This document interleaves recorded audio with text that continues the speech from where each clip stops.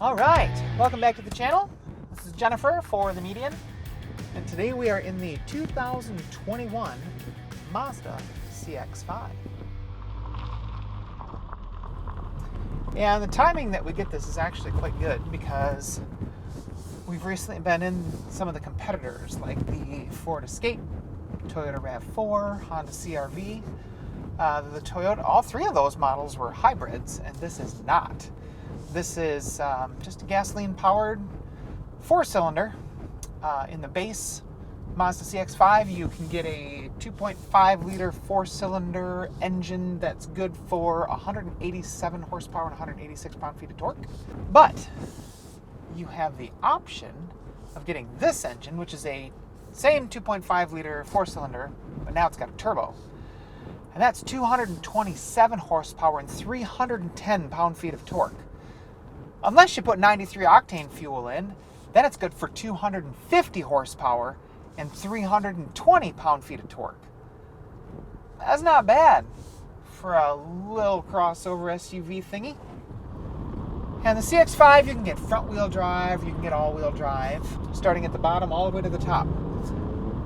We are in the signature trim, which is the top of the line. There's a whole lot of different trim levels for the CX-5. I mean, there's a CX-5 for everybody. So they've got the Sport, the Touring, the new for 2021 Carbon Edition, the Grand Touring, there's a couple levels of that, and then the Signature, which is this one, top of the line. And the Sport starts just over $25,000. That's not bad for everything you get, including all the Mazda safety features and everything else. The Signature, top of the line one, is about $38,000. And basically, as you go up the levels, you just get more and more equipment. But no matter which level you get, Mazda has a brand new 10.25-inch screen right here with all of their Mazda Connect services and everything else. So you got Apple CarPlay, Android Auto, but it's not a touchscreen. Touching it, all I'm doing is making it dirty. It doesn't do anything. You got to go through their little knobby knob down here, which scrolls. You can turn it left and right like a dial, but you can also move it left and right. That's how you work through like Apple CarPlay and all that sort of stuff. Then there's a little home button, which you can hit that to get to your Apple CarPlay, and home again. You can get down to the Mazda thing, and it's interesting to work with and play with. We did a whole nother video on this whole infotainment thing for Mazda.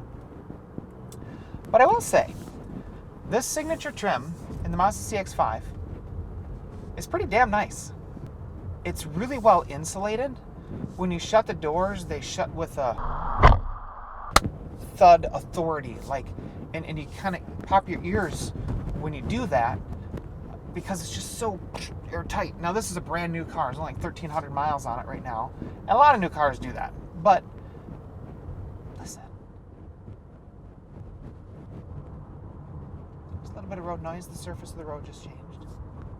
But it's quiet. It's really quiet in here. The only thing I noticed in the past few days of this vehicle is that at highway speeds, say 75 miles an hour, the engine gets a little drony. It's not horrible, but it's a little annoying. But that's the trade-off, to have this sort of sport engine sound when you're getting on the throttle like this, right? You get, ooh, listen to that thing work. Yes, oh, it's got power. It's got 227 horsepower because I couldn't find 93 octane. Maybe it's got like 235 horsepower because I found 91 octane. This one's all-wheel drive, and the all-wheel drive system hasn't really been challenged at all. It's been dry, it hasn't been slippery, it's been a little cold. And the Signature Edition, which you can actually get in a few trims below this, has heated seats and a heated steering wheel. You also get ventilated seats. I love that. That's so cool. If you're a stoplight drag racer, this isn't the vehicle for you. But this engine is really good. We've been getting mid-20s, upper 20s mile per gallon through some city and highway driving. It doesn't touch the hybrids like the CR-V hybrid and the RAV4 Prime, the Ford Escape hybrid. Those are all around 40 miles per gallon. So if you want a high mileage vehicle, you might want to check the hybrids out. But here's the big difference. This is where Mazda is just killing it. this car rides well. And it handles well. And I said car, it's an SUV. But it rides really well. It handles really well. Like the suspension, it doesn't adjust. There is a sport mode and do that. But it really just changes like the throttle mapping and things like that. It doesn't really change up the suspension. I'm a big fan of suspensions that just work. And the suspension in this Mazda just works. It is a little firm. And let's go find a bumpy road to show you that. Super crappy road. Woo. Yep. And like I said, it's not horrible, but you definitely move around more than you do in some of the more softly sprung SUVs out there. That's the only bad thing about the suspension. You know, over really rough pavement, it can get a little, but when you're on good pavement, it rewards you with responsive handling. And a ride that's not punishing or jarring is just taut enough to let you know that if you turn the steering wheel, something's going to happen. A couple other nice features that the Signature Edition has. There's a nice head-up display. I've said it before, I'll say it again. Every car should have a head-up display. Keep your eyes on the road. And this one's kind of cool because it reads signs. So like right now, it's showing me a speed that I'm going and if I've got cruise control on and what that speed is set at. But as I just rolled up to that stop sign, it showed me a stop sign in there. That's kind of cool. This has the emergency braking if you're going to crash into somebody or somebody stops in front of you, and it'll slam the brakes on. It'll brake, and stop you, and the pedestrian detection and the surround everything. Everybody's doing this stuff now, and it's nice to have. One of the interesting features this Mazda has, let's see if it'll do it right now. I've got, yep, there it is. Lane keep assist on. Lane departure warning, I guess. And when you're rolling over a line, it beeps at you like that, and you got to hear it. You can turn the volume down. You can turn it off. There's a little button over here to turn it off. Another little button that's over by my left knee here is a little thing that shows the vehicle on a hill, on an incline with some bumps. And like if you're going to go off-roading or have really bad traction, that's the button to hit. Because like other Mazda models, the CX-30 for example, the all-wheel drive system in here is all algorithm based and from like video game technology, and if you push that button it changes all of those algorithms to make sure you have better traction. So that's kind of an interesting thing. We talked about that in the CX-30 video as well.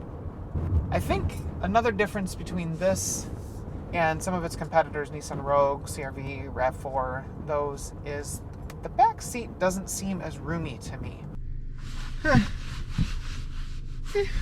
So you've got room, but not a lot for somebody of my stature. But up front, I've got no complaints. This Soul Red crystal paint is awesome. It like glows in the dark. The interior is black and dark brown. It's called Catura brown, and it's just really dark. Almost looks black until the light hits it just right. It's just really pretty. Their exterior and interior design are fantastic. They really are. Everything is laid out so nice in this cabin. There are a couple annoying pieces though. There's a little bit of silver trim here at the bottom of the steering wheel and along underneath this fake wood piece. And then there's some bright work in the doors as well. If the sun hits that just right, whoo, you better have your sunglasses on. If not, your eyes are going to be hurting. But other than that, this interior is wonderful. The heated seat in the front here have worked great. They heat up really quickly. The steering wheel is only heated here on the sides, not at the top, not at the bottom, but just between these stitch marks. You know, sort of the 10 and 3 where your hands are supposed to go. But a lot of times my hand will end up at the top of the steering wheel or maybe hanging on the bottom of the steering wheel. So then I'm not getting the benefit of that heated steering wheel. But there's no auto stop start, which I like. And the dual climate system works great. Like everything just, it works. If you want an SUV that's a little more athletic, the CX-5 may be more your flavor than some of its competitors. So there you have it. Mazda CX-5 for 2021. I dig it.